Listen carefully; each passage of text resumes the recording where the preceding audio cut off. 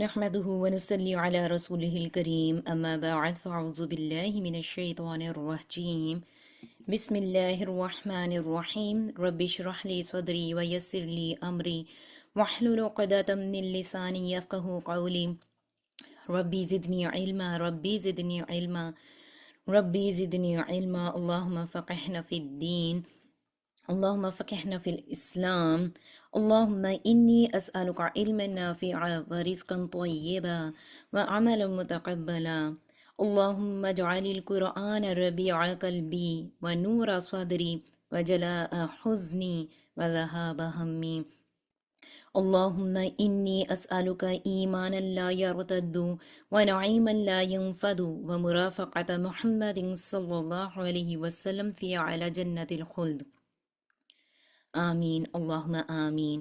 السلام علیکم ورحمۃ اللہ وبرکاتہ۔ میں امید کرتی ہوں کہ انشاءاللہ آپ سب ایمان اور صحت کی بہترین حالت میں ہوں گے۔ اللہ سبحانہ و تعالیٰ آپ کا یہاں پر آنا قبول و منظور فرما لے اور اس علم کو حقیقی علم آپ کے لیے بنا دے۔ آپ اس کو ایسے سیکھنے والے بن جائیں کہ جب کوئی آپ سے اس کے بارے میں کوئی سوال کریں تو آپ کو فوراً جواب دینا ہے، آپ کنفیوز نہ ہو جائیں اس میں، کیونکہ جو حقیقی علم ہوتا ہے نا وہ ایسا علم ہوتا ہے جس میں کوئی شک و شبہ باقی نہیں رہتا۔ کیا خیال ہے؟ ایسا ہی ہے۔ آپ مجھے بتائیں آج ہمارا کون سا دن ہے، یعنی کہ آج ہمارا کتنواں لیکچر ہے؟ آج ہماری سیریز کا کتنواں لیکچر ہے؟ 19۔ یس سسٹر شائستہ، ماشاء اللہ، یس 19۔ ہم دیکھتے ہیں آج جو امیج ہمارے سامنے آ رہا ہے، یہ سمجھیں کہ جو پانی کا گلاس ہے نا وہ سب کی زندگی ہے، اور لائک اس پہ لکھا ہوا ہے جیسا کہ sometimes we wake up problems that don't exist, right? زندگی میں بہت ساری، جیسے فار ایگزامپل فی الحال ہم اس پکچر کو دیکھتے ہیں، اس امیج کو دیکھتے ہیں، ہم دیکھتے ہیں کہ ایک طرف سچویشن دونوں کی سیم ہے، لیکن ایک طرف جو ہے نا وہ بچہ بڑا ہی پینک ہو گیا اور اسے سمجھ نہیں آ رہی کہ یہاں سے باہر کیسے آئے گا، رائٹ؟ لیکن دوسری طرف ہم دیکھ رہے ہیں کہ ایک بچہ ہے لیکن وہ بڑے آرام سے پرسکون ماحول میں ادھر بیٹھا ہوا اور اس چیز کو انجوائے کر رہا ہے، وہ فلوٹ کر رہا ہے، رائٹ؟ مثلاً لائک ایک طرف بہت ہی وہ پینک ہے اور اسٹرگل کر رہا ہے کہ وہ پانی کے گلاس سے باہر کیسے ہے، اور دوسری طرف وہ انسان ایگزیکٹ سیم واٹر میں وہ اپنی لائف کو انجوائے کر رہا ہے۔ آپ کے خیال سے چینج کہاں پر ہے؟ ان دونوں انسانوں کو جب ہم دیکھ رہے ہیں تو ان دونوں کی سچویشن میں چینج کیوں ہے؟ بتائیں، آپ میں سے کون بتائے گا؟ یہاں پر چینج کس چیز کا ہے؟ کیا چیز ہے جس نے ان کو جو ہے نا وہ اس کو ایزی کر دیا، رائٹ؟ یہ ایزی ہے اور یہ اپنی پرابلم میں the way he is dealing with problems, yes focus, ایک سکون میں ہے، ہاں تو ایک سکون میں، دوسرا مشکل میں، وہ کیوں ہے؟ یس ہم دیکھتے ہیں جو آپ کو بولنا چاہیے تھا یہ لفظ، کیونکہ جب بھی میں آپ کو یہ امیج سامنے لاتی ہوں، اس سے جو موٹیویٹ کرتی ہوں، تو بار بار یہ لفظ میں یوز کر چکی ہوں آپ کے ساتھ کہ ہمیں جو ضرورت ہے نا وہ اپنے مائنڈ سیٹ کو چینج کرنے کی ضرورت ہے میری پیاری بہنوں۔ یہاں پر جو یہ انسان یہاں پر ایک پریشان ہے اور دوسرا پرسکون ہے، تو یہاں پر جو چینج ہے وہ مائنڈ سیٹ کا چینج ہے، رائٹ؟ پرابلم دونوں کے لیے سیم ہے، اس کی زندگی میں بھی اتنا ہی پانی ہے، اس کی زندگی میں بھی اس ٹائم اتنا ہی پانی ہے، یہ پانی مشکلات کو ریزمبل کر رہے ہیں، اور جو وہ گلاس کی باؤنڈری ہے وہ آپ کی لائف ہے، ٹھیک ہے؟ زندگی سب کی ایک جیسی ہے، ہم سب یہاں پر امتحانات کے لیے بھیجے گئے ہیں، کوئی اپنے چیلنجز کو کیسے فیس کرتا ہے اور کوئی اس میں فیل ہو جاتا ہے، کوئی بہت اچھے طریقے سے ان کو فیس کر لیتا ہے، تو وہاں پر جو چینج ہوتا ہے وہ آپ کے مائنڈ سیٹ کا ہوتا ہے، ٹھیک ہے؟ تو یہ امیج ہمیں ایک بہت پاورفل ٹروتھ ہمارے سامنے لے کر آ رہا ہے، اور وہ کیا ہے کہ like sometimes we create problems in our minds that don't even exist in reality. آپ کو بات سمجھ آئی کہ بعض اوقات ہم اپنی زندگی میں ایسی پرابلمس خود ہماری ذات وہ کریٹ کر لیتی ہے، اور وہ جب ہم اس کو کریٹ کرتے ہیں اپنے مائنڈس میں، تو وہ حالانکہ وہ ریئلٹی میں وہ ایگزسٹ ہی نہیں کر رہی ہوتی ہے، وہ صرف ہم نے ایک پرابلم تھی، ایک سوچ تھی، اس کو اپنے دماغ کو ہم نے اس کو رینٹ آؤٹ کر دیا، وہ اس میں رہنا شروع ہو گئی اور ہم نے اس کو وہ جگہ دی اور اس میں اس نے گرو کرنا شروع کر دیا، رائٹ؟ اور اوور تھنکنگ کر کے وہ اتنا ہم اس کو ورسٹ ایزیوم کرنا شروع کر دیتے ہیں کہ ہوتا کہ اینڈ پہ کہ ہمارے پرسپیکٹیو کو جو کنٹرول کرتا ہے وہ ہمارا فیئر ہوتا ہے، خوف ہوتا ہے، وہ ہمارے پرسپیکٹیوز کو کنٹرول کرنا شروع کر دیتا ہے۔ تو میری پیاری بہنوں، زندگی کیسی ہوگی اگر ہم اسی پانی میں وہ ڈرنے کی بجائے اور مزید مشکلات کو لائک سوچنے کی بجائے ہم اس کے اوپر فلوٹ کرنا سیکھ لیں، تو پھر زندگی کیسی ہوگی؟ تو زندگی میں بہت زیادہ چینج آ جائے گا، زندگی بہت خوبصورت ہو جائے گی۔ ہمیں لگتا ہے نا اکثر کہ کبھی ہم پریشان ہیں، اس ٹائم آپ میں سے جتنے بھی بہنیں اس ٹائم کلاس میں موجود ہیں، آپ سب کی ذہنی سوچ ایک جیسی نہیں ہے اس وقت۔ کوئی بہت پرسکون ماحول میں بیٹھی ہوئی ہے ادھر، کوئی اپنی زندگی میں پتہ نہیں کتنی مشکلات، دماغ میں کتنی سوچیں لے کر ادھر بیٹھی ہوئی ہے، رائٹ؟ ایسا ہی ہے نا؟ کوئی کسی کو اس ٹائم گھر سے کوئی پریشر ہوگا، کسی کو کوئی کمیونٹی سے کوئی پریشر ہوگا، کسی کو رشتہ داروں کی طرف سے کوئی پریشر ہوگا، رائٹ؟ تو آپ کی ذہن میں اس طرح سے مختلف سوچیں ہیں، آپ ان سوچوں کو یہاں پر لے کر بیٹھے ہوئے ہیں، رائٹ؟ تو سب کی سوچ ایک جیسی نہیں ہے، لیکن اگر ہم اس میں فلوٹ کرنا سیکھ لیتے ہیں تو پھر کیسا ہوگا؟ آج ہم اپنے لیکچر میں تھوڑا سی اس چیز پر کوشش کریں گے انشاءاللہ۔ کرنے کا کام یہ ہے کہ ہم تھوڑا سا پاز لیں، سانس لیں، اپنے آپ کو تھوڑا سا بریک دیں، تھوڑا رک جائیں، ٹھیک ہے؟ پھر اپنے چیلنجز کو غور سے دیکھیں اور ریئلائز کریں۔ پھر ہم ریئلائز کریں گے کہ یہ بہت چھوٹے ہیں، بجائے اس کے کہ جب ہم دیکھتے ہیں تو ہمیں بہت بڑے لگ رہے ہوتے ہیں۔ میں آپ کو ایک بڑی جنرل سے ایک ایگزامپل دوں گی۔ مجھے آج فار ایگزامپل ایک کال آتی ہے اور مجھے پتہ چلتا ہے کہ ایک بہت بڑی فیملی ہے اور کچھ 10-15 لوگ ہیں اور وہ سب لوگ میرے گھر میں مہمان کے طور پر آنا چاہ رہے ہیں آج۔ لیکن چونکہ میری زندگی میں تو بہت ساری اپنی پلاننگز تھیں جن کو میں نے فالو کرنا تھا، آج میں نے اپنے بہت سارے کام کرنے تھے، لیکن اب چونکہ ویکینڈ ہے اور میرے گھر میں ایک فیملی آ رہی ہے اور میں بس کوچ پہ بیٹھ جاؤں، مجھے سمجھ نہیں آ رہی میں اپنا کمرہ پہلے کلین کروں، پہلے میں بچوں کے روم کی کلیننگ کروں، میں پہلے لانڈری کروں، یہاں میں پہلے ڈشز واش کروں، جو کچن اتنا بھرا ہوا ہے میں کیا کروں، میں کوکنگ کس وقت کروں؟ اور میں صرف یہ سوچی جا رہی ہوں، سوچی جا رہی ہوں، تھوڑی دیر بعد پتہ چلا کہ گھر کا دروازہ نوک ہو گیا، مہمان آ گئے ہیں، رائٹ؟ تو میری اس اوور تھنکنگ نے کیا کیا؟ میرے مزید ماحول کو خراب کر دیا، ٹھیک ہے؟ وہ مجھے جو کام بہت بڑے بڑے لگ رہے تھے اور وہ میں نے کیے ہی نہیں، اور وہ بھی نہیں کیے، مزید آگے ماحول کو خراب کیا، پھر میں اپنی جو میرا موڈ ہے وہ بھی خراب ہوگا، رائٹ؟ اور جب میرا موڈ خراب ہوگا تو میں اپنے ہسبینڈ کے ساتھ بھی اچھے سے نہیں بات کروں گی، مجھے اپنے بچوں کی بھی ہنسی اچھی نہیں لگے گی۔ اکثر مائیں کہتی ہیں نا بس چپ کر جاؤ، فضول نہ ہنسو، مجھے اچھا نہیں لگ رہا تم لوگوں کا اس ٹائم ہنسنا۔ وہ کیوں نہیں اچھا لگتا؟ حالانکہ وہ آپ کے بچے ہیں، آپ کے اپنے بچے آپ کے سامنے ہنس رہے ہوتے ہیں، لیکن وہ ماؤں کو کیوں اچھا نہیں لگ رہا ہوتا؟ کیونکہ دماغ میں اتنی اوور تھنکنگ کر کے ہم نے اتنی نیگیٹیوٹی پال لی ہوتی ہے کہ پھر ہم کہتے ہیں جب ہم روئیں تب دوسرا روئے، اور اسے رونا نہیں بھی آ رہا نا تو وہ روئے ہمارے ساتھ، اور جب ہم ہنسیں تو دوسرے کا اگر ہنسنے کو نہیں بھی جی چاہ رہا نا وہ ہمارے ساتھ ہنسے، پھر ہماری سائیکی اس لیول کی ہو جاتی ہے۔ تو ہمیں اپنے چیلنجز کو، اپنی سچویشنز کو ہینڈل کرنا آنا چاہیے، ٹھیک ہے؟ تو پازیٹیو تو رہیں گے، لیکن پازیٹیو کیسے رہیں گے؟ ہمیں ان چیزوں کو ہینڈل کرنا آنا چاہیے۔ اور اگر میرے گھر میں مہمان آ رہے تھے اور میں آہستہ آہستہ تھوڑا تھوڑا بے شک کرتی، میں ایک دم سے سارا نہ کرتی، تو میں بھی جو 2-4 گھنٹے درمیان میں تھے وہ 2-4 گھنٹے میں تھوڑا تھوڑا کرتے کرتے میں اپنا پورا گھر بھی کلین کر لیتی، میں کوکنگ بھی کر لیتی، اور کام تو کرنا ہی تھا تو وہ ہیپی ہیپی ہو جاتا، تو گھر کا ماحول بھی اچھا، آپ کے بچے بھی خوش، آپ بھی خوش، شوہر بھی آپ سے خوش، تو سب خوش رہتے ہیں۔ تو یہ جو ہم اپنی بعضوں کا زندگی میں جو پرابلمس ایسے بغیر وجہ کے آتی ہیں نا، وہ ہماری دماغ میں اوور تھنکنگ کی وجہ سے ہم نے وہ پرابلمس بنائی ہوتی ہیں اپنے گھروں میں، رائٹ؟ تو ایز اے اسٹوڈنٹس یا as a mother, as a daughter, as a mother in law, as a daughter in law, کسی بھی آپ سچویشن میں، ٹھیک ہے؟ آپ میں سے ہر کوئی بہت ساری ڈفرینٹ قسم کی ڈیڈ لائنس کو فیس کرتا ہے، ہر انسان کے اپنے اپنے امتحانات ہیں، ٹھیک ہے؟ بہت ساری جگہوں سے ہمیں بہت سارے پریشرز ہوتے ہیں، ٹھیک ہے؟ But don't let stress drawn you, don't let your thoughts become your enemy. انسان کو اللہ سبحانہ و تعالیٰ نے اشرف المخلوق بنایا کیوں؟ اتنی ساری مخلوقات پیدا کر کے انسان کو یہ ٹائٹل دیا ہے کہ تم سب سے بہترین مخلوق کو، یہ بات کیوں کہی گئی تھی؟ ہم؟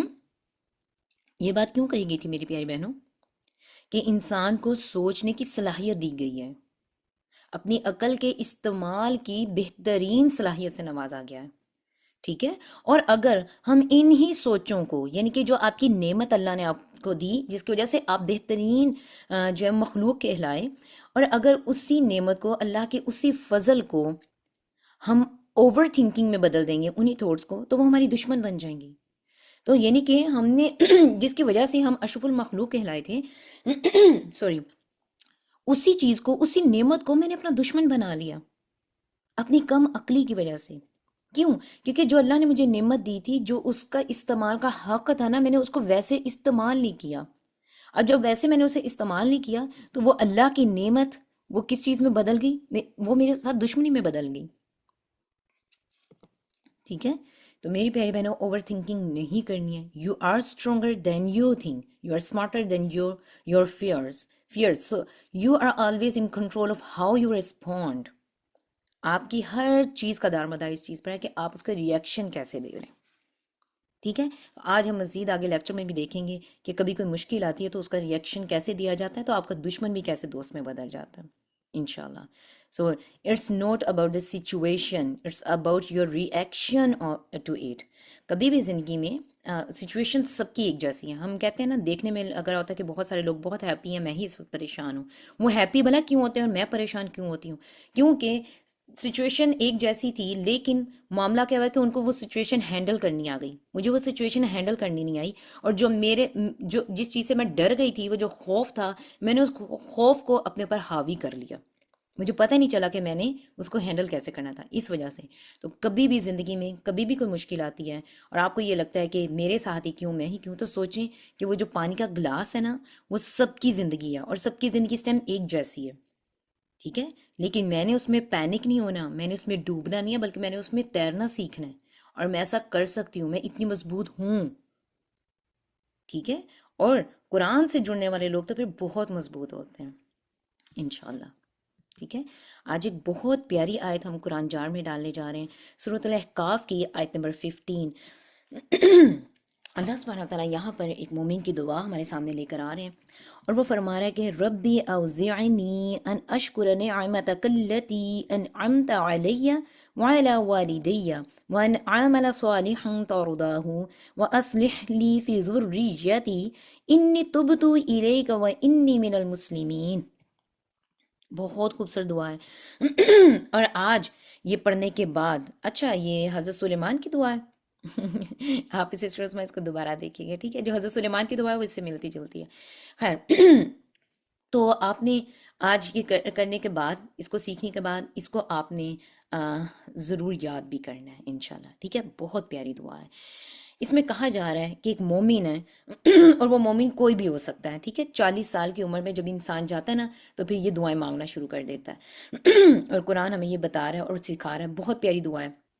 اس میں وہ انسان اللہ سبحانہ تعالیٰ سے دعا کر رہا ہے کہ اے میرے رب، مجھے توفیق دے کہ میں تیری ان نعمتوں کا شکر ادا کروں جو تو نے مجھ پر اور میرے والدین پر کی، اور میں ایسے نیک اعمال کروں جن سے تو راضی ہو جائے، اور میری اولاد کو بھی نیک بنا. یقیناً میں نے توبہ کی اور میں یقیناً فرما برداروں میں سے ہوں. اس دعا کی ہم ڈیٹیلز دیکھتے ہیں. قال ربی اوزعنی، اوزعنی کا مطلب ہوتا ہے کہ عربی میں اوزعنی کا مطلب ہے کہ مجھے توفیق دے، یا میرے دل میں ڈال دے، یا مجھے ایسا بنا دے کہ میں اوزعنی، اللہ تو میرے دل میں یہ چیز ڈال دے. یعنی بندہ یہ دعا کر رہا ہے کہ اے اللہ مجھے ایسا بنا دے کہ میں تیرا شکر گزار بندہ بن جاؤں. اچھا، ہم اللہ کی نعمتوں پر بہت شکر کرتے ہیں، الحمدللہ پڑھتے ہیں. کبھی آپ میں سے کسی نے یہ دعا کی، لٹرلی یہ دعا کی کہ یا اللہ تو مجھے اپنا شکر گزار بندہ بنا دے، یعنی کہ میں ہر حال میں تیرا شکر گزار بن جاؤں. یعنی کہ اگر وہ میں پانی کے گلاس میں ہوں تو سچویشن میں میرے میں پریشانی آ رہی ہے، یا میں اس میں سے نکلنے کی کوشش کر رہی ہوں اور میں اس میں نکلنے میں کامیاب بھی ہو گئی ہوں، تو یہ ہر حال میں اللہ تو مجھے شکر گزار بنا دے. تو تفسیر ابن کثیر میں آتا ہے کہ اس دعا میں شکر کے لیے عاجزی اور اللہ سبحانہ و تعالیٰ سے طلب ہے، یعنی کہ اللہ سے طلب کی جا رہی ہے عاجزی کے ساتھ. اور شکر کوئی زبانی عمل نہیں ہے کہ میں نے تسبیح پکڑی اور میں الحمدللہ الحمدللہ الحمدللہ پڑھتی جا رہی ہوں، رائٹ؟ لیکن میرے دل میں اس چیز کی فیلنگز ہی نہیں آ رہی ہیں. میری زبان پر تو ہے لیکن میرے عمل میں وہ نظر نہیں آ رہا کہ میں اللہ کا شکر ادا کر رہی ہوں. میں جو بھی کر رہی ہوں اس میں میں سارا کریڈٹ اپنی ذات کو دے رہی ہوں. ٹھیک ہے؟ تو میرے عمل سے تو یہ چیزیں نہیں پتہ چل رہی ہیں، تو وہ پھر تسبیح کے جو دانے میں گھمائی جا رہی ہیں، پھر ان کا بھی کوئی فائدہ نہیں ہوگا۔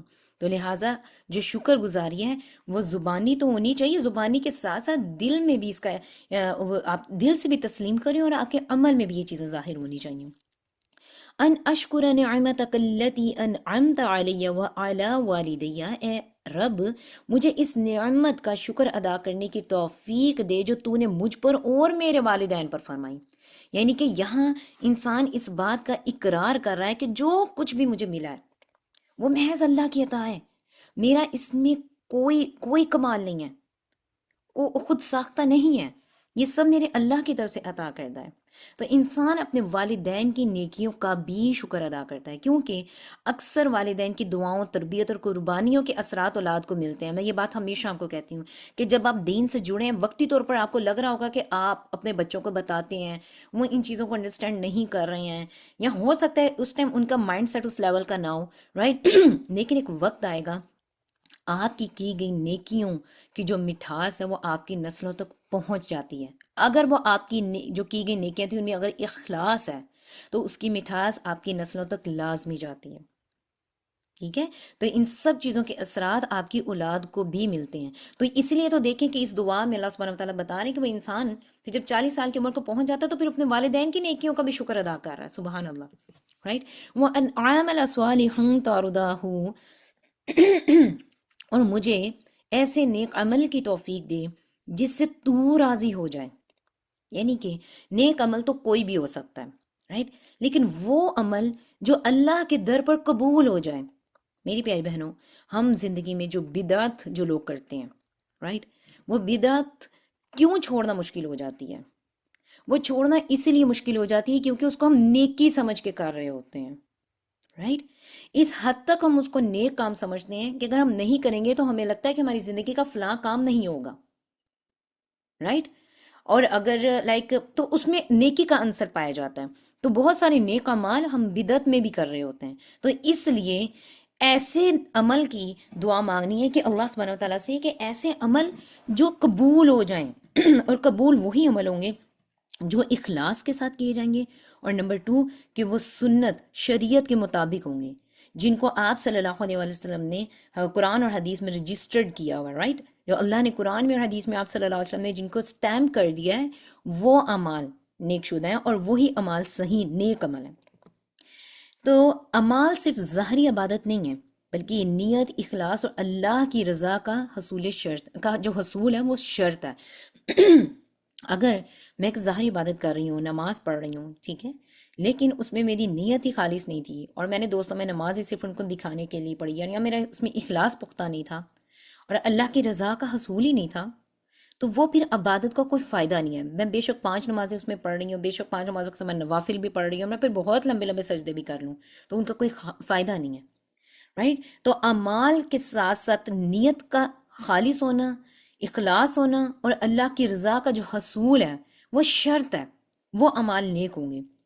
اور کبھی بھی آپ کوئی بھی نیک عمل کرتے ہیں، ایون کہ آپ گھر میں کھانا پکا رہی ہیں، اور کھانا آپ اپنی اولاد کے لیے، شوہر کے لیے پکا رہے ہیں، ایک عورت ویسے کھانا بنا رہی ہے اور دوسری عورت جو کھانا بنا رہی ہے، لیکن اس کی نیت یہ ہے کہ یا اللہ اس میں تیری رضا چاہتی ہوں، میں اس میں تیری رضا کا حصول، اور لوجہ اللہ میں اپنی شوہر کے لیے، اپنی اولاد کے لیے کھانا بنا رہی ہوں، تو کھانا تو دونوں بنا رہی تھیں، لیکن صرف نیت جس نے کی اللہ کی رضا کے لیے، اس کا کھانا بنانا اس کے لیے عبادت بن گیا، اور جس دوسری عورت نے کھانا بنایا تو وہ ایک عام کام کر رہی ہے، ٹھیک ہے؟ اجر اس کو ملے گا ڈیفینیٹلی، اس نے اپنی فیملی کو سرو کیا، لیکن نیت اور جو اخلاص تھا اس میں، سبحان اللہ، اس نے اس کے وہی عام کام کو خاص کام بنا دیا اور اس کو عبادت بنا دیا، ٹھیک ہے؟ وَأَصْلِحْ لِي فِي ذُرِّيَّتِي، اور میری اولاد کو میرے لیے نیک بنا دے، یعنی صرف اپنی ذات کی اصلاح نہیں مانگنی، بلکہ اولاد کی دینی تربیت، ہدایت، کردار اور اخلاق کی دعا کرنی ہے۔ اکثر ہماری اولاد بہت سارے ماں باپ اپنی زندگی میں اپنی اولاد کو اس جگہ پر نہیں دیکھ پاتے جس کے لیے انہوں نے ساری زندگی دعائیں کی ہوتی ہیں۔ ہوتا کیا کہ اگر وہ کبھی دنیا سے چلے جائیں تو اس کے بعد فوراً بچوں کو وہ چیزیں ملنا شروع ہو جاتی ہیں، تو ہر چیز کا ایک وقت مقرر ہے، لیکن آپ کی دعائیں کبھی رائیگاں نہیں جاتی ہیں، اس لیے کبھی گیو اپ نہ کریں۔ معرف القرآن میں مفتی شفیع رحمہ اللہ بیان کرتے ہیں کہ یہاں دینی وراثت دینی وراثت ایک قابل غور لفظ ہے. دینی وراثت اور نیک صالح نسل کی اہمیت بتائی گئی ہے. یہی دعا انبیاء کرام بھی کیا کرتے تھے، جیسے حضرت ابراہیم علیہ السلام نے بھی کی تھی. انی تبتو الیک، بے شک میں نے تیری طرف توبہ کی. تو ضروری نہیں ہے کہ توبہ صرف تبھی کی جائے گی جب آپ غلطیاں کریں گے، بہت بڑا کوئی گناہ کر لیا اور پھر آپ نے اس کا اعتراف کیا اور پھر آپ اللہ کے حضور آپ نے کہا کہ یا اللہ مجھے معاف کر. نہیں نہیں، اس کے اندر کوئی بھی عمومی توبہ ہو سکتی ہے. ٹھیک ہے. مثال کے طور پر اگر ہم یعنی کہ ہم غلطی کوئی بھی کر لی، غلطی اس طرح کی ہوگی کہ ہم غفلت میں اپنی زندگی گزار دی، ہم نے قرآن کے ساتھ جیسے رشتہ بنانا چاہیے تھا ویسے نہیں بنایا، نماز کے دوران میرا اللہ کے ساتھ جتنا اسٹرانگ کنیکشن ہونا چاہیے تھا وہ میں ڈیولپ نہیں کر پائی اور میں غفلت میں رہی، لیکن اب میں نے وہ چیزوں کو سیکھنا شروع کر دیا، تو اس غفلت سے پلٹنا بھی یہ عمومی توبہ میں آ جائے گا. ٹھیک ہے. وہ انی من المسلمین، اور میں یقیناً فرما برداروں میں سے ہوں. سبحان اللہ، یہ جملہ مجھے بہت پسند ہے. اور میں یقیناً فرما برداروں میں سے، یعنی دل سے تسلیم کر رہے ہیں، اطاعت گزاروں اور اسلام کے راستے پر چلنے والوں میں شامل ہو گیا ہوں. یعنی کہ یہ فکرہ اخلاص اور ایمان کی گواہی دے رہا ہے. گویا بندہ کہہ رہا ہو کہ اے اللہ میں تیرے در پر ہر لحاظ سے حاضر ہوں اور میں نے اپنے آپ کو سرنڈر کر دیا تیرے آگے. یعنی کہ پہلے میں نے اپنے والدین کی نیکیوں کا شکر ادا کیا، پھر میں نے اپنے لیے دعائیں کی، پھر میں نے آگے اپنی اولاد کے لیے دعائیں کی، پھر میں نے اپنے سارے سابقہ گناہوں کی توبہ کر لی تو اس سے، اور بس میں تیرا فرما بردار ہو گیا، میں نے تیرے آگے سرنڈر کر لیا. کتنی خوبصورت اور جامعہ دعا ہے یہ. اس میں تو مجھے لگتا ہے اگر یہ واقعی ایک ایک لفظ سمجھ کر ہم کریں گے تو باقی کچھ بچتا ہی نہیں ہے مانگنے والا، سب کچھ ہی مانگ لیا اس میں. اور اس کا ایک ایک حرف چونکہ قرآن کا حرف ہے، اللہ کے کلام کا حرف ہے، اور ایک ایک حرف اللہ کو راضی کرنے والا ہے میری پیاری بہنوں. تو کرنے کا کام یہ ہے کہ جو بھی ہوم ورک بھیجیں گے تو یہ دعا کو آپ نے زبانی یاد کر کے ریکارڈنگ میں بھیجنا ہے. ٹھیک ہے. کوشش کریں کہ عربی میں جب آپ یہ دعا مانگیں عربی میں اور ساتھ میں ترجمہ بھی پڑھ لیں تو کہ آپ کو پتہ چلے کہ آپ اللہ سے مانگ کیا رہے ہیں. ٹھیک ہے. تو آپ نے اپنے ہوم ورک کے ساتھ اپنی یہ دعا ریکارڈنگ میں بھیجنی ہے انشاءاللہ. ٹھیک ہے. تو یہ دعا یہ ہمیں سکھا رہی ہے کہ اللہ کی نعمتوں پر دل سے شکر ادا کرنا ہے، دل سے، لائک فور گرانٹیڈ نہیں لینا ان نعمتوں کو. آپ آج اس کلاس میں موجود ہیں تو اس کو فور گرانٹیڈ نہ لیں، یہ اللہ کی نعمتوں میں سے ایک بہت بڑی نعمت ہے جو آپ کو مل رہی ہے اپنے گھروں میں آرام سے بیٹھے ہوئے. کیا خیال ہے؟ ایسا ہی ہے. تو والدین کی تربیت اور دعاؤں کا اعتراف کرنا ہے، والدین کو اپریشیٹ کرنا ہے کہ آپ نے ہمارے لیے بہت کچھ کیا، رائٹ. اور ان کی دعاؤں کا اعتراف کرنا ہے. صرف نیکی نہیں بلکہ ایسی نیکی اللہ سے مانگنی ہے جو اللہ کو پسند آ جائے. اولاد کی اصلاح اور ہدایت کی مستقل کنٹینیوسلی دعا کرتے رہنا ہے. توبہ اور رجوع الی اللہ کو اپنی زندگی کا ایک اہم حصہ بنا لینا ہے اور اسلام پر ثابت قدمی کی دعا مانگتے رہنا ہے. ٹھیک ہے. ہر وقت شیطان ہمارے ساتھ ہے، تو اس لیے سورہ آل عمران کی بھی وہ آیت نمبر 7 اور 8 میں بھی لائک بہت ہی خوبصورت دعا ہے نا کہ ربنا لا تزغ قلوبنا بعد اذ ہدیتنا وہب لنا من لدنک الرحمہ انک انت الوہاب. رائٹ کہ اللہ تعالیٰ ہمارے دلوں کو ہدایت دینے کے بعد کبھی نہ موڑیو. تو یہ دعا ہمیں یہ بتا رہی ہے کہ ہدایت کے بعد بھی دل مڑ سکتے ہیں. ہم یہ نہیں کہہ سکتے کہ اگر ہم قرآن سے جڑے ہیں تو بس اب تو ہم ایسے انسان بنیں گے، ہم کبھی برائی نہیں کر سکتے ہیں. ہدایت کے بعد بھی دلوں کو موڑا جا سکتا ہے. تو اللہ سے یہ بھی دعا کرتے رہنا کہ اللہ ہمیں اسلام پر ثابت قدمی سے نواز دیں. آمین اللہم آمین. اچھا، بہت سارے لوگ بعد میں آئے. آپ مجھے بتائیں ہم نے ابھی تک کتنے تابعین پڑھ لی ہیں؟ آج بھی ہم ایک تابعی کے بارے میں ہی پڑھیں گے انشاءاللہ، لیکن ابھی تک اس سیریز میں ہم نے کتنے تابعین کے بارے میں پڑھ لیا؟ اچھا، بہت سارے لوگوں کو یہ مغالطہ ہوا کہ ابھی تک انہوں نے صرف 3 تابعین کو پڑھا. صرف سسٹر شاہدہ کو پتا اور کسی کو نہیں پتا اس کا جواب. سسٹر شازیہ کو تو لائک چلو سٹارٹ میں ہے تو پتہ چل گیا. باقی جواب دیں بھائی، کتنے تابعین کے بارے میں پڑھا ابھی تو؟ Very good. اچھا، آپ لوگوں کے جوابات سننے کے بعد مجھے اندازہ ہو رہا ہے کہ آپ لوگوں کا ٹیسٹ لینا بہت زیادہ ضروری ہے. اور میری پیاری بہنوں، یہاں پر آپ آئیں اور کہانی سن کے اور اپنے ہوم ورکس بنا لیں اور چلے جائیں. بہت ساری چیزیں وقتی طور پر ہمیں لگ رہی ہوتی ہیں کہ ہمیں چیزیں یاد ہیں. ٹھیک ہے. اور اگر ہم ان پر تدبر نہیں کرتے ہیں، ان کو بار بار پڑھتے نہیں ہیں، ان کو بار بار سنتے نہیں ہیں نا، تو پھر وہی حال ہوتا ہے جو اس ٹائم ہو گیا آپ لوگوں کا تھوڑا سا.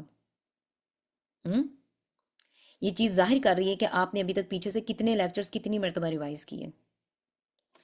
تو میں آپ کو یہ بات بتاتی چلوں، صحابہ صحابیات اور تابعین کی سٹوریز کو بار بار پڑھنا اور سننا یہ جو ایک ایک لیکچر ہے نا، کم از کم 10 10 بار سنیں.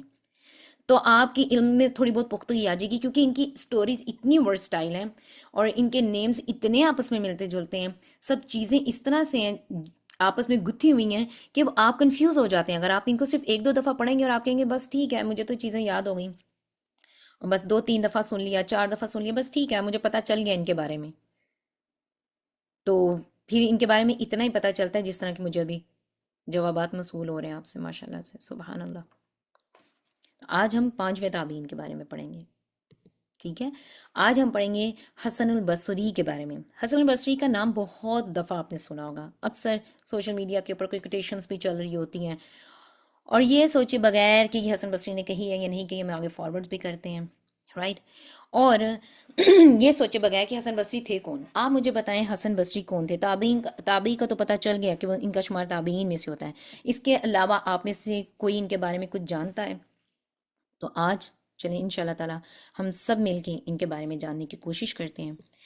حسن بصری رحمۃ اللہ علیہ کی پیدائش اور آپ کی اور میری روحانی ماں ام سلمہ رضی اللہ عنہا کی خوشی، کیا مطلب ہے اس سے؟ یعنی کہ حسن بصری رحمۃ اللہ کی پیدائش ہو رہی ہے اور ام سلمہ رضی اللہ عنہ جو آپ کی اور میری روحانی ماں ہیں، امہات المومنین میں سے ہیں، ان کی پیدائش سے کیا تعلق تھا؟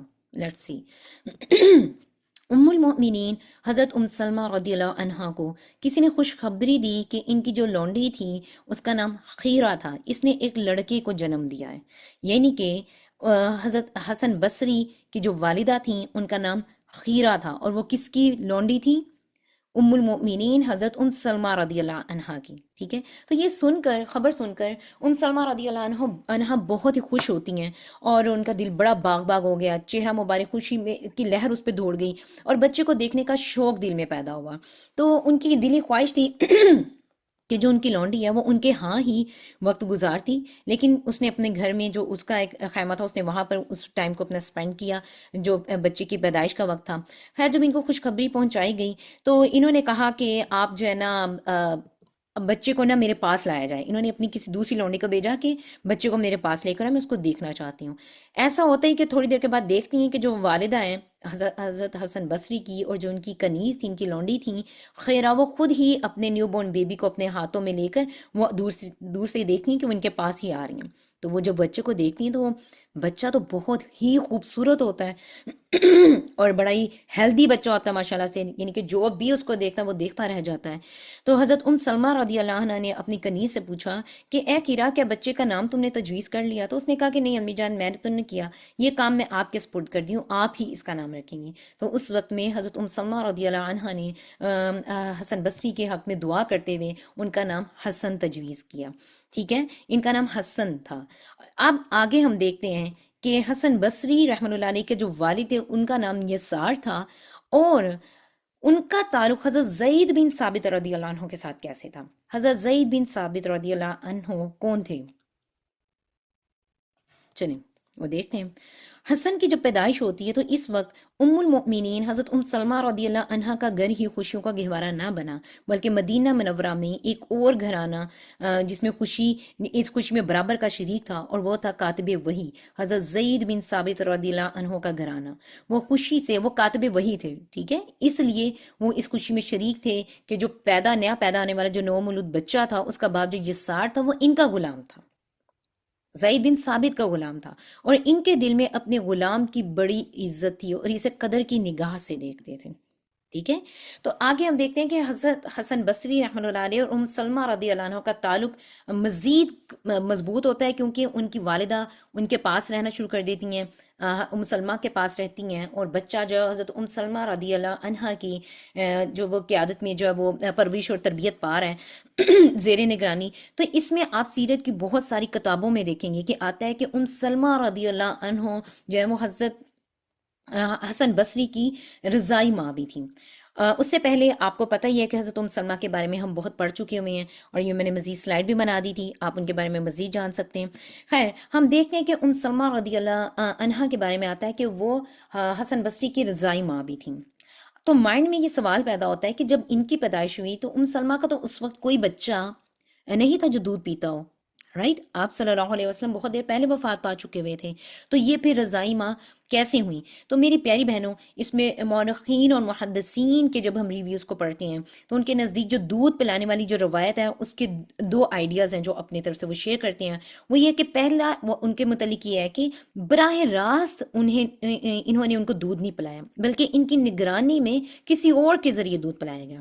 دوسرا ایک ہمارے سامنے یہ آئیڈیا آتا ہے کہ مے بی ان کے گھر میں، یعنی کہ سلمہ رضی اللہ عنہا کے ہاں دودھ پلانے والی بہت ساری خواتین موجود ہوتی تھیں. تو چونکہ حسن بصری جو تھے وہ ان کے زیر کفالت تھے تو اسی نسبت سے ان کو ایسا کہا گیا. ٹھیک ہے، لیکن سلمہ رضی اللہ عنہا کو حسن بصری کی رضائی ماں کہا جاتا ہے. واللہ عالم بالصواب. اللہ سبحانہ وتعالیٰ معجزے کرنے پر بھی قادر ہے، رائٹ. تو ہو سکتا ہے کہ ویسے بھی دودھ پلا چھاتی پر اتر آیا اور انہوں نے دودھ پی لیا ہو، لیکن جو محدثین اور مورخین کی رائے ہیں وہ میں نے آپ کے سامنے رکھ دی ہیں. ٹھیک ہے، لیکن ان کو حسن بصری کی رضائی ماں کہا جاتا ہے. آگے اللہ سبحانہ وتعالیٰ زیادہ بہتر جانتے ہیں بے شک. تو اس طرح سے حضرت سلمہ رضی اللہ عنہا کی حسن بصری کے ساتھ دو نسبتیں بنتی تھیں، ایک ام المؤمنین کے اعتبار سے اور دوسری رضائی ماں کے اعتبار سے. ٹھیک ہے، آگے ہم دیکھتے ہیں کہ حسن بصری رحمہ اللہ علیہ ایک عام تابعی نہیں تھے، ایک عام انسان نہیں تھے. ان کی تربیت، ان کا بچپن اور بچپن کا بہت لمبا عرصہ امہات المومنین کے گھر میں کھیلتے ہوئے گزر گیا، اور یہ ایک بہت بڑا شرف تھا.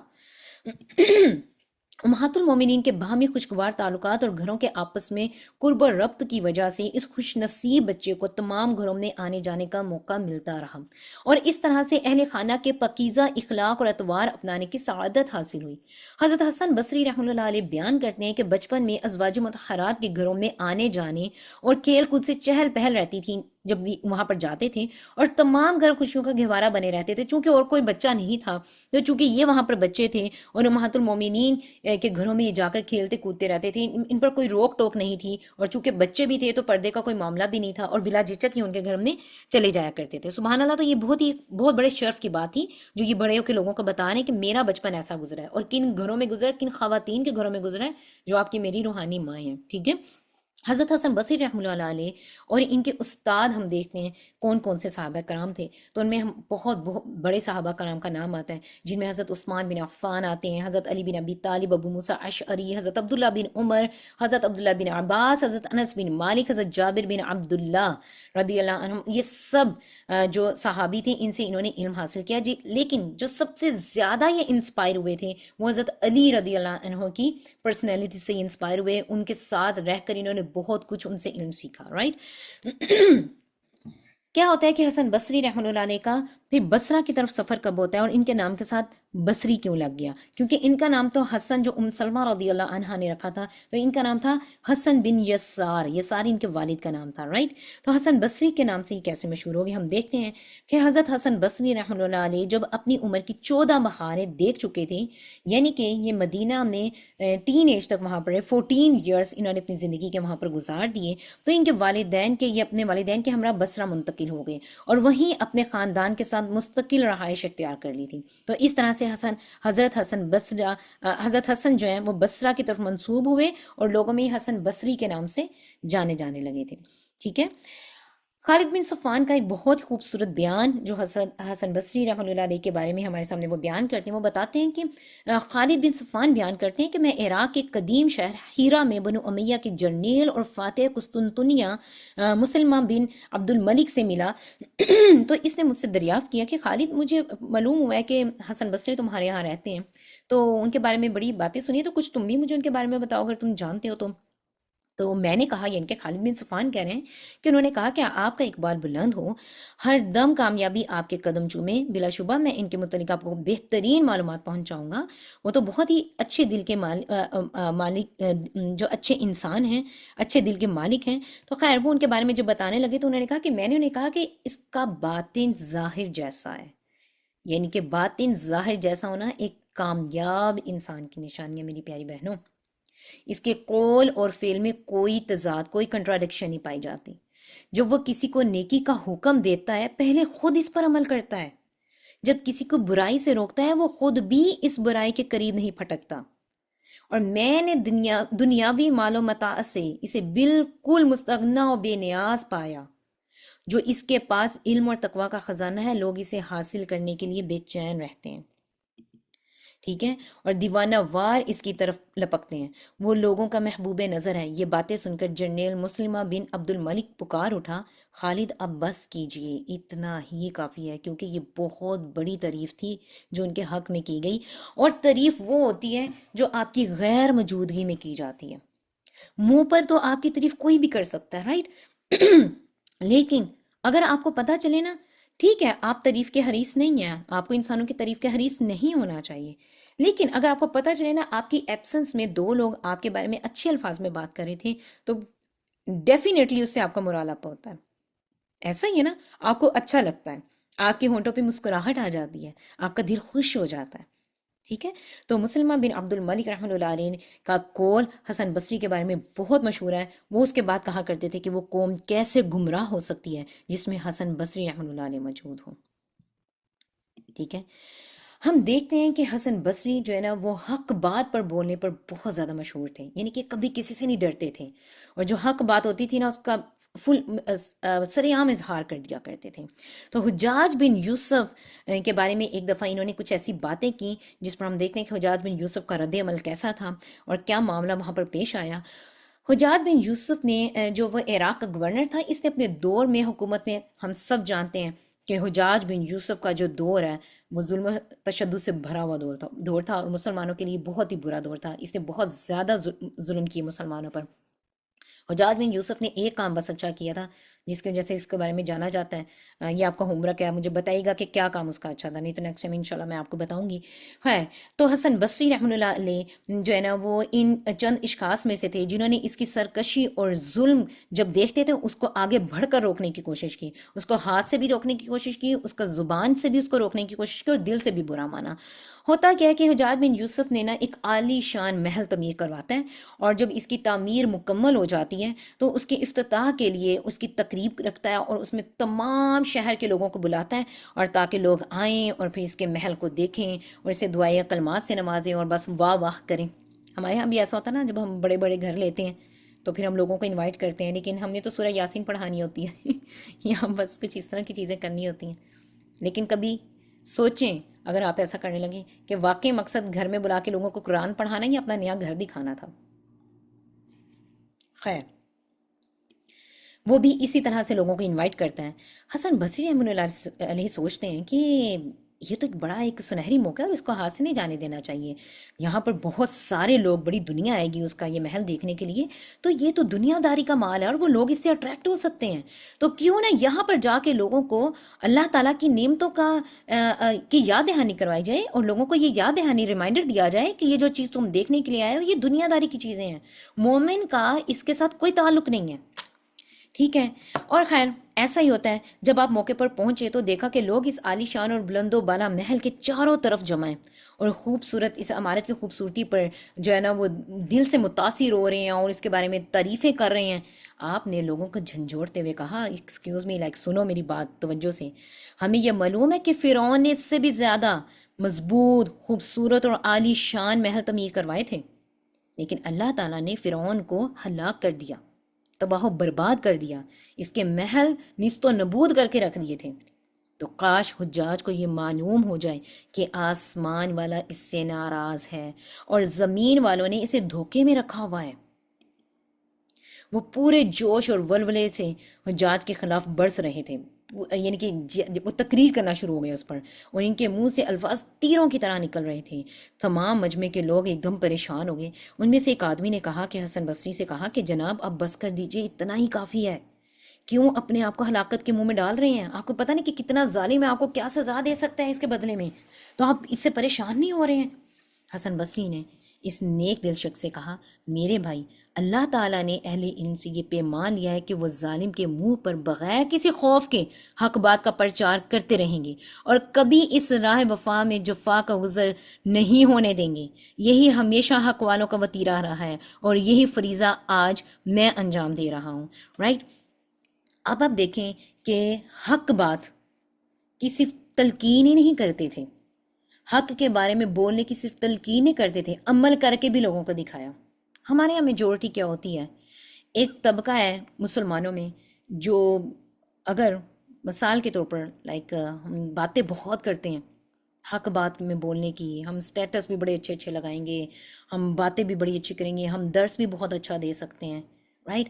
کہ مظالم کی جو جن پر ظلم ہو رہا ہے، مظلوم لوگوں کی ہیلپ کرو، مظلوم لوگوں کی ہیلپ کرو، اسلام نے یہ سکھا دیا لیکن جب ہم اپنا پریکٹیکل میں اس کو دیکھیں گے تو ہماری پریکٹس میں وہ چیز نظر نہیں آ رہی ہوئے گی، تو وہ کہنے کا کوئی فائدہ نہیں ہے۔ لیکن حسن بصری اس چیز کو بتا رہے ہیں کہ جو اچھا ٹیچر وہی ہوتا ہے جو لوگوں کو تو تلقین کرتا ہی ہے لیکن وہ خود بھی کر کے دکھاتا ہے۔ تو اس وقت حجاج کے بارے میں اس کے محل کے آگے آ کے اس کے خلاف بولنا واقعی ہی اپنی جان کو موت کے کنویں میں اور ہلاکت کے منہ میں ڈالنے کے برابر ہی تھا، لیکن انہوں نے یہ کام کیا۔ اب ہم دیکھتے ہیں آگے کہ حجاج کو اس سے بہت زیادہ غصہ آتا ہے، اور حجاج تو اپنے غصے کی وجہ سے تو مشہور تھا، اور وہ کسی کی جان لینا، کسی کو قتل کرنا تو کچھ سمجھتا ہی نہیں تھا، معمولی جاننا بھی بڑی کوئی معمولی سی بات ہے، وہ کچھ بھی نہیں سمجھتا تھا کسی کی جان کو۔ اب ہم اس میں دیکھتے ہیں کہ ہوتا کیا ہے کہ دوسرے دن جب حجاج کو پتہ چلتا ہے، وہ گورنر ہاؤس آتا ہے، اسے پتہ چلتا ہے کہ اپنی جو اس کے محل کے لوگ ہوتے ہیں اور جو اس کے سارے نوکر چاکر ہوتے ہیں ان کو بولنا شروع کر دیتا ہے کہ تم کس قسم کی گھٹیا قسم کے لوگ ہو، وہ تمہارے گورنر کے بارے میں ایک غلام کا جو بچہ غلام ہے، وہ خود غلام ابن غلام جو ہے وہ مجمع عام میں میرے خلاف اتنا بول کے چلا گیا، تم لوگوں کو ذرا کوئی شرم حیا ہی نہیں آئی کہ تم لوگ اس کو روکو؟ اب تم دیکھنا میں اس کے ساتھ کیا حال کروں گا، اور تم لوگوں کو تو میں اس کا خون پلا کر ہی رہوں گا۔ اچھا ہوتا کیا ہے کہ وہ تلوار منگواتا ہے، چمڑے کی چادر منگواتا ہے، اور پھر بس ساری وہ چیزوں کو بلوا کے جلاد کو بلواتا ہے کہ اب حسن بصری کو، پولیس کو کہتا ہے کہ ان کو بلا کر لایا جائے، اور بس اب میں آج اس کو قتل کر دوں گا۔ سارا انتظام ہو جاتا ہے، لوگ بہت زیادہ پریشان ہوتے ہیں کہ اب پتہ نہیں کیا ہوگا۔ پولیس تھوڑی ہی دیر میں حسن بصری کو پکڑ کے منظر عام پر لے آتی ہے، ٹھیک ہے؟ ہر طرف دہشت پھیلی ہوتی ہے، لوگوں کی نظریں اوپر اٹھی ہوئی تھیں، ہر شخص مغموم تھا، دل کانپ رہے تھے۔ جب ہوتا کیا کہ حضرت حسن بصری نے تلوار، جلاد اور کپڑے کی چادر کو دیکھا تو زیر لب مسکرائے اور کچھ پڑھنا شروع کر دیا، رائٹ؟ اب جو یہ جو زیر لب مسکرانا تھا نا، یہ آپ جو شروع میں ہم نے بات کی تھی نا پانی کے گلاس کی، اب وہ بات کو سمجھیں، انڈرسٹینڈ کریں۔ اس طرح کے پانی کے گلاس کی زندگی نا حسن بصری کی طرح اور بھی بہت سارے لوگوں کی سامنے آئی تھی، حجاج نے بہت سارے لوگوں کو ایسے ہی پنش کیا تھا، رائٹ؟ لیکن حسن بصری وہاں پر مسکرا رہے ہیں اپنی سچویشن کو دیکھ کے، اپنی پریشانی کو دیکھ کے، اور منہ میں انہوں نے کچھ پڑھنا شروع کر دیا۔ جب وہ حجاج کے سامنے آئے تو ہوتا کیا ہے کہ ان کے چہرے پر مومن کا جہ و جلال اور مسلمان کی شان و شوکت اور مبلغ کی آن بان کا عکس جمیل نمایاں تھا، جس کی وجہ سے ہوتا کیا ہے کہ حجاج کا جو غصہ ہے وہ تو بالکل ختم ہو گیا۔ بڑی دھیمی آواز میں اس نے کہا، ابو سعید حسن بصری، میں آپ کو خوش آمدید کہتا ہوں، آئیے تشریف رکھیے، میرے قریب بیٹھیں۔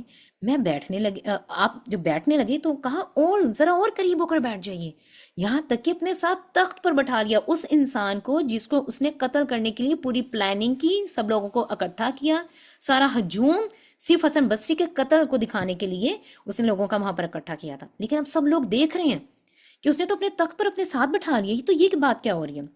لوگ یہ منظر حیرت، استعجاب اور خوف کے ملے جلے ہوئے جذبات سے دیکھ رہے تھے۔ جب حسن بصری رحمۃ اللہ علیہ بڑے اطمینان سے تخت پر بیٹھ گئے تو حجاج نے ان سے دینی مسائل دریافت کرنا شروع کر دیے۔ سبحان اللہ!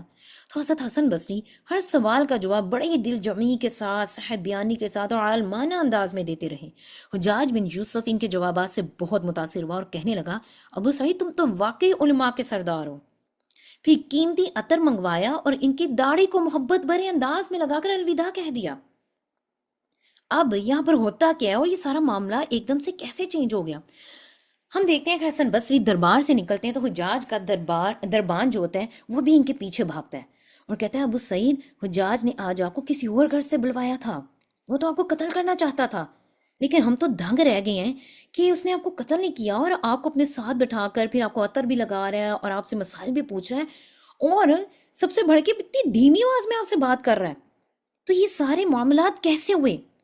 آپ جب وہاں پر انٹر ہوئے تھے تو آپ مسکرائے تھے اور مسکراتے ہوئے آپ نے کچھ منہ میں پڑھنا شروع کر دیا تھا، تو آپ وہ پڑھ کیا رہے تھے؟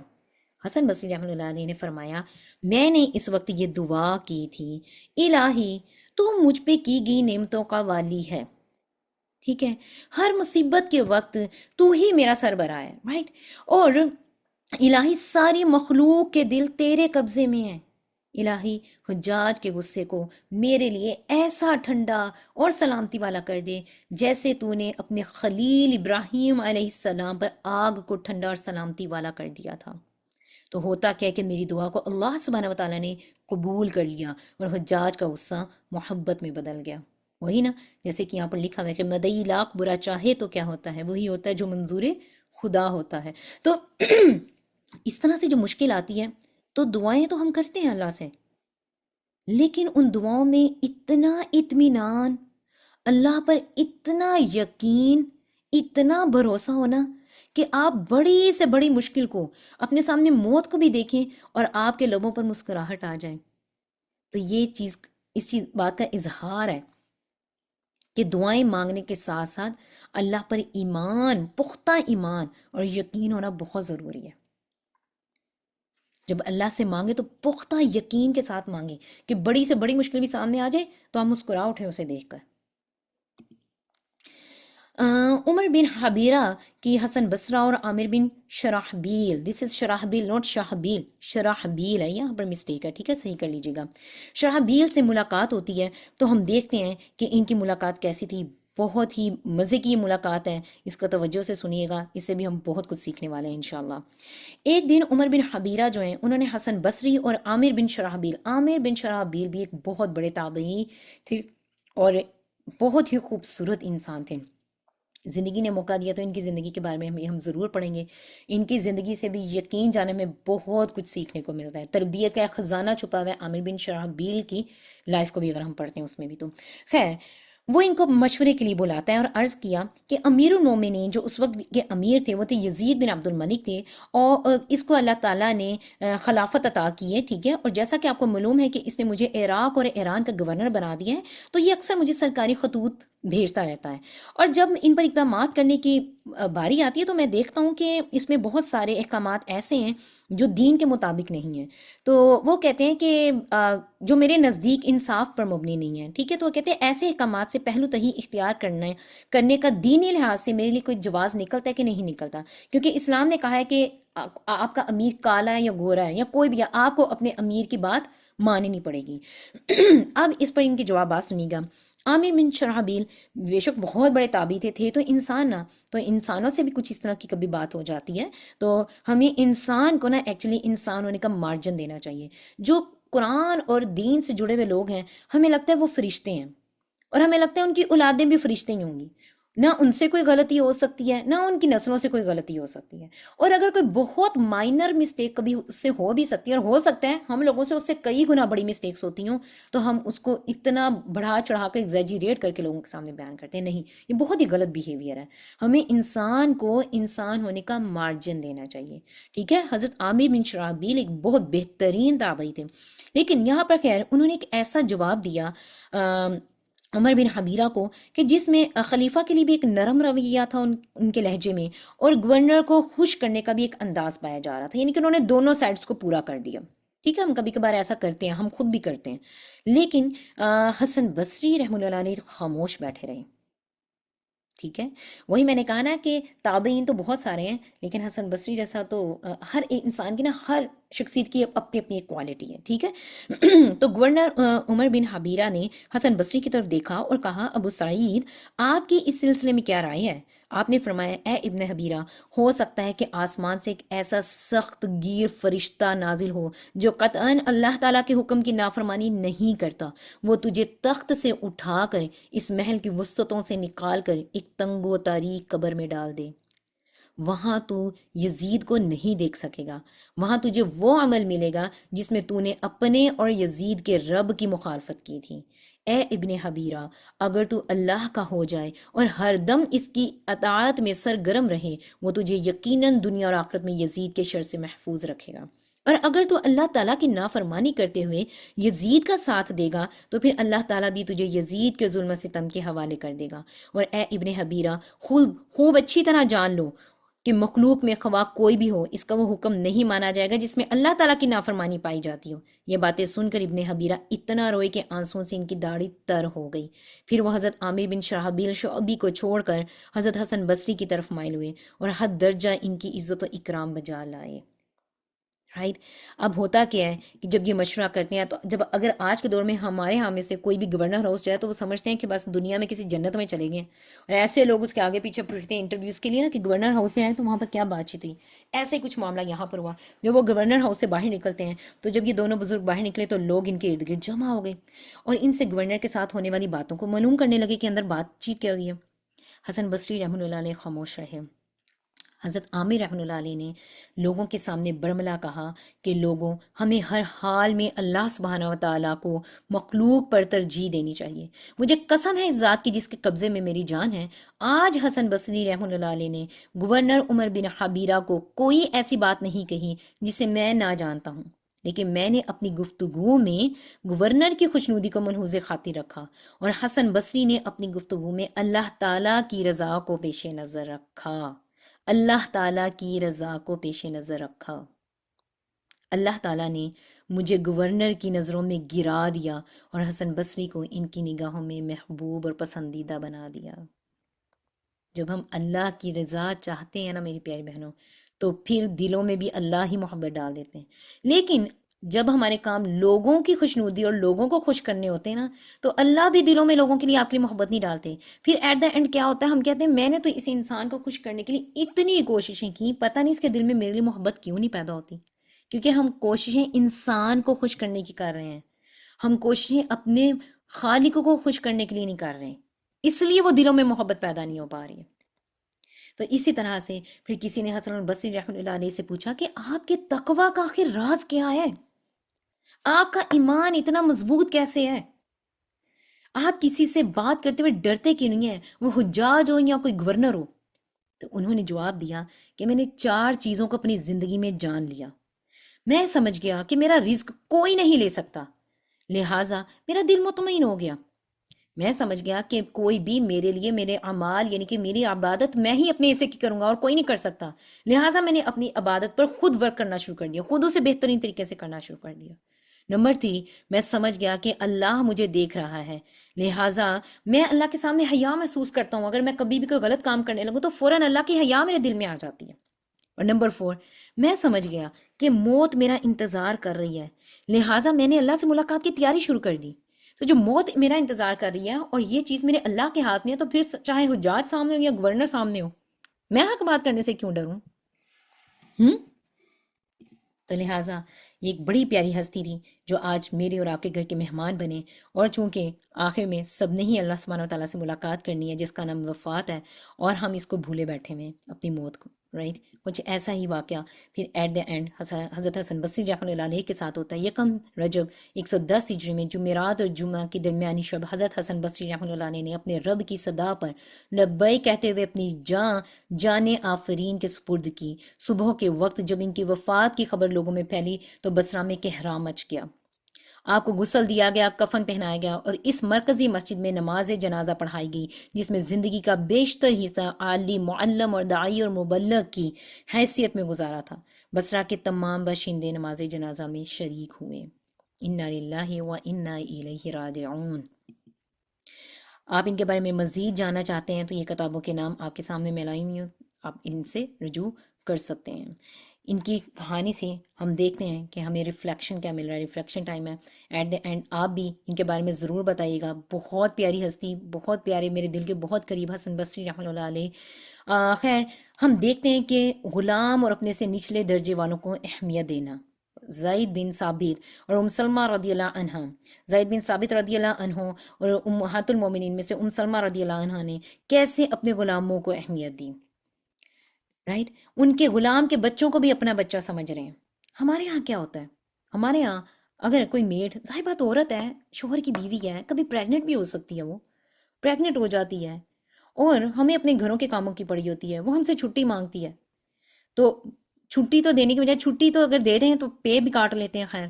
خیر اگر اس پہ کوئی احسان کر رہے ہیں تو ساتھ، میں نے بہت سارے لوگوں کو سنا ہے، یقین جانیں بہت سارے لوگوں کو میں نے سنا یہ کہتے ہوئے اپنی میڈس کو کہ گھروں میں تو تم لوگوں کے کھانے کو ہے نہیں ہے اور بچے تم لوگ پیدا کرتی رہتی ہو.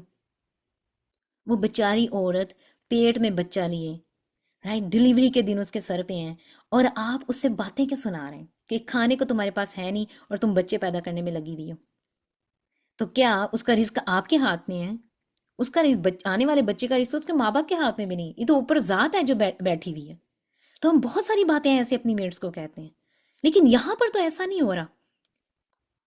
یہاں پر تو وہ اس بچے کو پورا پروٹوکول دیا جا رہا ہے، اور وہ غلام کا بچہ ہے۔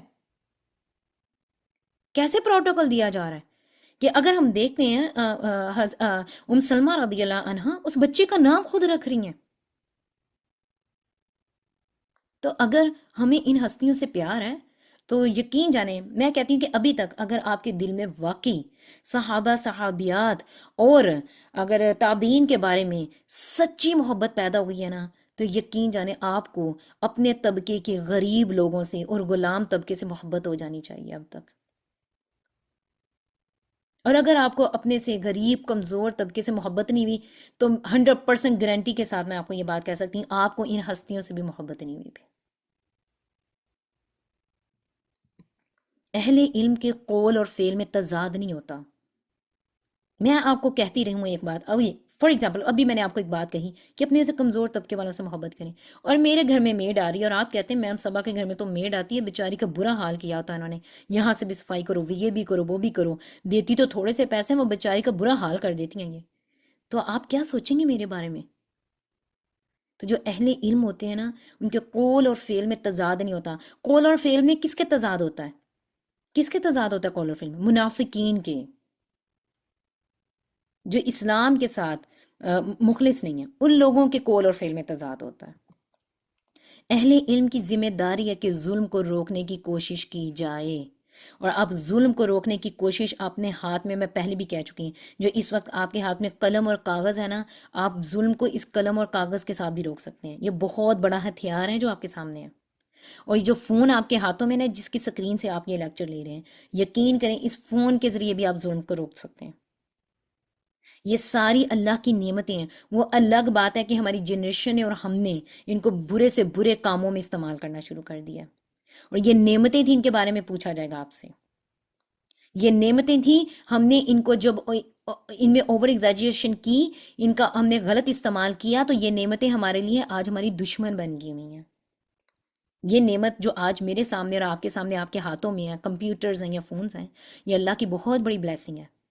لیکن ہم نے اس کا اتنا غلط استعمال کیا کہ اکثر ہمیں یہ کہنا پڑتا ہے کہ ہم نے اپنے بچوں کے ہاتھ میں زہر دیا ہوا ہے کھانے کے لیے، ماں باپ نے خود زہر دیا ہوا کہ یہ لو پکڑو اور کھا لو۔ تو یہ تو نعمت تھی، یہ ہمارے اس غلط استعمال نے اس کو زہر بنا دیا۔ حجاج کے غصے کے وقت اس کے سامنے نہیں جھکے بلکہ اللہ کی طرف رجوع کیا۔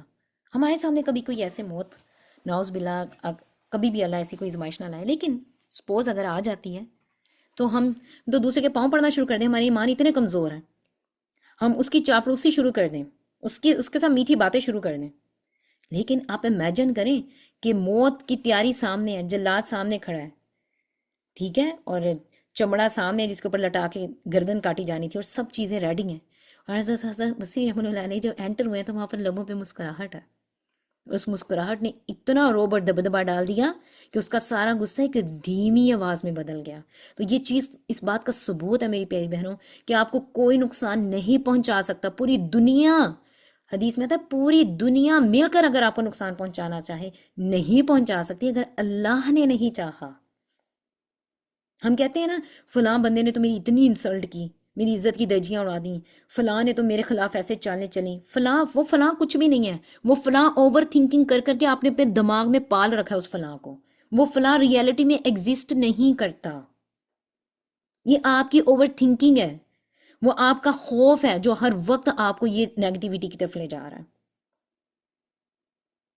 ٹھیک ہے، جب تک اللہ نہیں چاہے گا ہمیں کوئی نقصان نہیں پہنچا سکتا، ہم بے شک امریکہ میں رہیں، ہم پاکستان میں رہیں، ہم سعودیہ میں رہیں، ہم کہیں بھی رہیں، جب تک میرے اللہ نے نہیں چاہا ہمیں کوئی نقصان نہیں پہنچا سکے گا انشاءاللہ۔ لوگوں کو خوش نہیں کرنا، اللہ کی رضا کو مد نظر رکھتے ہوئے نصیحتیں کرنی ہیں۔ بہت دفعہ ایسا ہوتا ہے کہ ہمارے بہت پیارے پیارے لوگ ہوتے ہیں، ہمیں پتہ ہوتا ہے غلط بات کر رہے ہیں، لیکن ہم نصیحت نہیں کرتے صرف اس لیے کہ یہ ناراض ہو جائیں گے، اور ان کی خوشی کو مد نظر رکھتے ہوئے ہم اس وقت میں اللہ کو ناراض کر دیتے ہیں، ہے نا؟ ایسا ہی ہوتا ہے، کیوں؟ کیونکہ لوگ تو اس وقت سامنے ہیں، ان کو خوش کرنا بڑا ضروری ہے۔ اللہ کو جب میں ملوں گی جا کے قبر میں آخر میں تب دیکھی جائے گی، ابھی کون سا میرا اللہ کا سامنا ہو رہا ہے، تو ابھی تو اٹس اوکے، خیر ہے، ابھی چلنے دو، ابھی ہم دنیا کو راضی کرتے ہیں۔ وہ سخت بات بھی نرم انداز میں اور حکمت سے کہتے تھے حسن بصری رحمۃ اللہ علیہ، تاکہ دلوں میں اثر ہو۔ تو وعظ جو ہوتا ہے نا، قرآن میں بھی آتا ہے نا وعظ کرو، جو وعظ ہوتا ہے، وعظ ایسی نصیحت ہوتی ہے جو نرم الفاظ کے ساتھ کی جاتی ہے، اور جو دلوں پر اثر کرنے والی ہوتی ہے، اور جو دلوں کو نرم کرنے والی ہوتی ہے، ٹھیک ہے۔ اور خلفۂ وقت کو بھی وہ اصلاح کے لیے باادب اور حکیمانہ انداز میں نصیحت کرتے ہیں، جیسے کہ ہم نے دیکھا کہ عمر بن حبیرہ کو بھی جب انہوں نے نصیحت کی تو انہوں نے یہ نہیں کہا کہ عامر بن شرحبیل نے تو تمہیں یہ کہہ دیا تو میں چلو تمہیں کہنے کی کوشش کرتا ہوں، لیکن اپنا کہیں بھی کوئی ذکر نہیں، ڈائریکٹ کس ذات کے ساتھ جا کے جوڑا ہے؟ جس کے ساتھ ایک عالم کو اپنے لوگوں کو جوڑنا چاہیے۔ جو علم والے ہیں ان کا مقصد لوگوں کو اپنی ذات کے ساتھ جوڑنا نہیں، اللہ کے ساتھ جوڑنا ہے۔ تو ہمارا مقصد بھی لوگوں کو اللہ کے ساتھ جوڑنا ہے، اپنی ذات کے ساتھ نہیں جوڑنا۔ اللہ سبحانہ وتعالیٰ اس علم کو ہمارے عمل میں لے آئے۔ بہت پیاری ہستی تھی جن کے بارے میں آج ہم نے پڑھا، بہت خوبصورت ہستی ہے، اور اللہ سبحانہ وتعالیٰ ان سے راضی ہو گئے اور یہ لوگ اللہ سے راضی ہو گئے۔ ہم ان پر، ان کی زندگیوں پر عمل کریں گے تو اللہ سبحانہ وتعالیٰ بھی ہمیں ان لوگوں میں شامل کر دے جن سے اللہ راضی ہو جائے اور جو اللہ سے راضی ہو جائیں۔ آمین اللہم آمین۔ اللہ سبحانہ وتعالیٰ آپ سب کا حامی و ناصر ہو۔ آپ سب جہاں جہاں بھی ہیں، اللہ سبحانہ وتعالیٰ آپ سب کو ہر طرح کے غم سے اور ہم سے اللہ سبحانہ وتعالیٰ آپ سب کو دور رکھے، آپ سب کی حفاظت فرمائے، اور آپ سب کے گھروں کا اللہ سبحانہ وتعالیٰ خوشیوں کا گہوارہ بنائے، ہر طرح کے حسد سے، بری نظر سے، لالچ سے، اور ہر طرح کے جادو سے، ہر طرح کی بیماری سے، ہر طرح کے شر سے اللہ سبحانہ وتعالیٰ آپ سب کو محفوظ رکھیں۔ آمین اللہم آمین۔ ہم سب کو اللہ سبحانہ وتعالیٰ اور ہماری اولادوں کو، ہماری نسلوں کو دین کی خدمت کے لیے چن لے، دین کے لیے خالص کر لے۔ آمین اللہم آمین۔ سبحانک اللہم و بحمدک، اشہد ان لا الہ الا انت، استغفرک و اتوب الیک۔ جزاکم اللہ خیرا کثیرا۔ السلام علیکم ورحمۃ اللہ وبرکاتہ۔